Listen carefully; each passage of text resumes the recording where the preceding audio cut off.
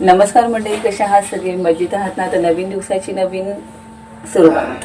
आज आहे रविवार, सुरुवात आहे कांदे पोहे आणि मस्तपैकी गरम गरम चहा. तर झटपट असे 10 जणांचे होतील असे मी कांदे पोहे आता बनवणार आहे. तर वेलकम टू मिनी ब्लॉग. ते इथे मी दूध ठेवलेलं आहे, हे चहासाठी ठेवलेलं आहे.